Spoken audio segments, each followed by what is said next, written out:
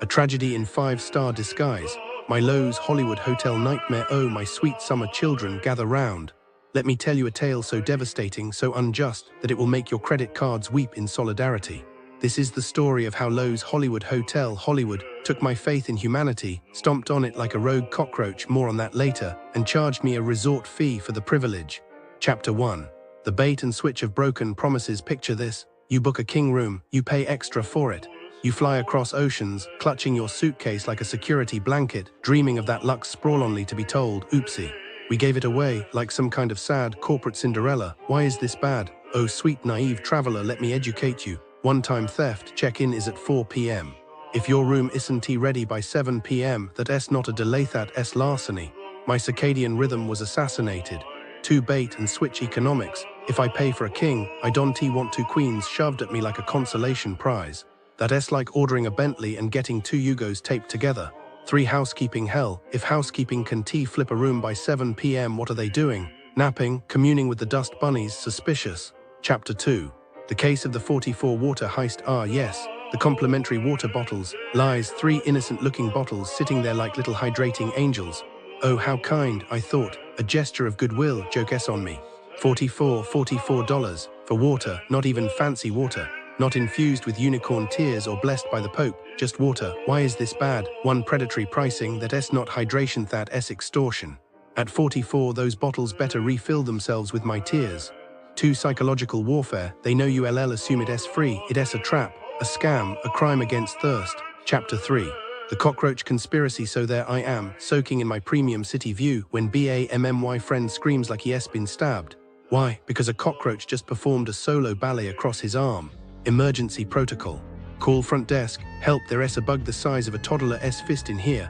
We send someone right away. 45 minutes later, oh, we put in a request. Why is this bad? 1 biohazard realness, bugs filth. If I wanted nature ID camp, I paid for luxury, not an audition for Fear Factor. 2 false promises, immediate help is a myth. By the time they arrived, the roach could be enrolled in college. Chapter 4. The 500 we smell weed scam. Let's talk about Mike Ross, not his real name probably. He got slapped with a 500 cleaning fee because his room smelled like weed. Problem, he didn't smoke, no proof. Just vibes and greed. Why is this bad? 1 extortion light, no evidence, no problem. Script begins immediately soft, melancholic, slightly broken English. Like a sad Georgian girl talking to a friend. You know, around Loews Hollywood Hotel, Hollywood at S-like. Shops and stores look so nice, but some of them, they play games with tourists, like bad games. 1 scam, it's so mean. Tourists order expensive things online for pickup, like laptops, from big stores near here.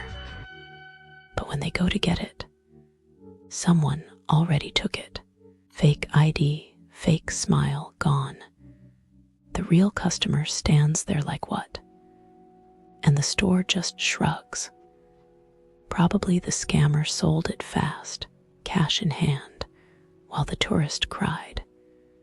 And what can they do? Police report maybe. But their vacation, ruined. Then their stores that lie. Like after fires or something, they post sad stories, help us. We lost everything. But it's fake. Tourists buy clothes, send money, and nothing comes.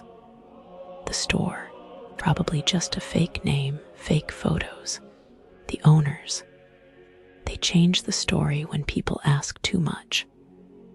Oh no, we moved, oh, wait, and the tourist.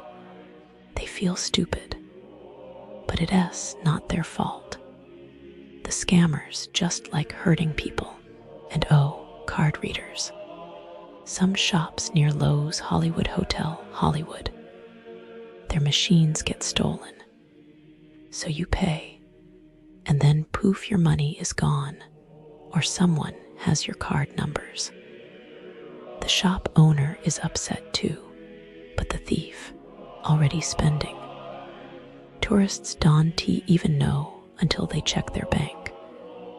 Why is there a charge for something I didn't buy? And then stress. Calls to the bank, canceling cards on vacation. Such a mess. It's like why? Why trick people who just want to enjoy Hollywood for 2 weeks? They won't even come back to complain. That's the worst part. The scammers know. They know. And they don't care. The area surrounding the Loews Hollywood Hotel, it's disappointing. Truly, it feels like a carefully constructed movie set where everyone forgot to rehearse the part about genuine hospitality. Businesses here, broadly speaking, operate with a kind of careless disregard for the people who give them money. It's not outright hostility, more like a weary indifference, a sense that they're doing you a favor by allowing you to spend your hard-earned cash. It's a feeling that settled over me as I reviewed countless accounts, a weight in my chest with each new story. It's as if a shadow has fallen over the area and the businesses have simply accepted it. Let's start with retail. Stores like Fred Segal, they represent a particular breed of disappointment. They seem to believe your time is worthless and your money is simply an inevitability. You purchase something and the second the transaction clears, you cease to matter. Policies are deliberately confusing, designed not to help but to trap.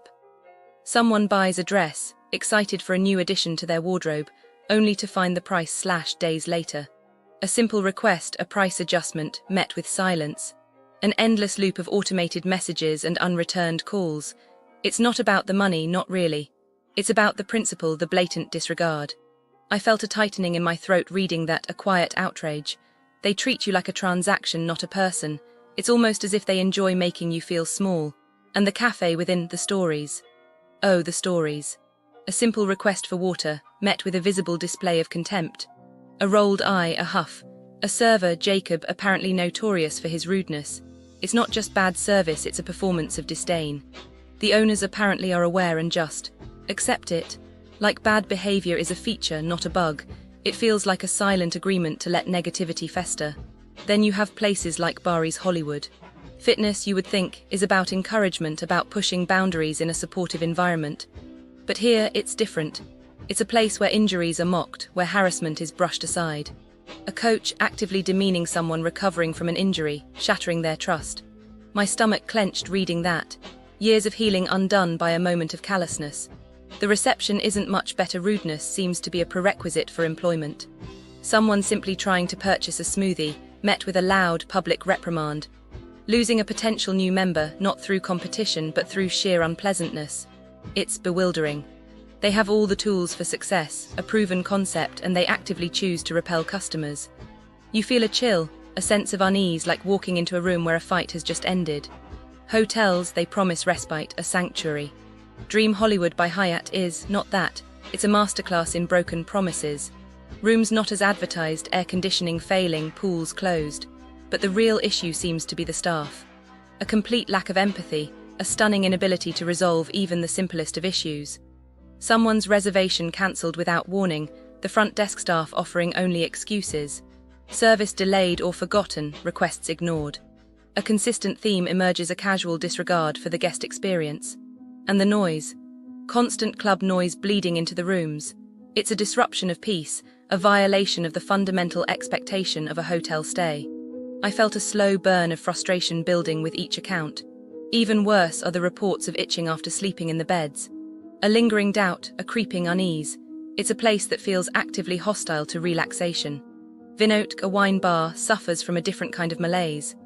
A short wine list, mediocre food and abysmal service. But beyond that, a troubling incident of alleged discrimination. A service dog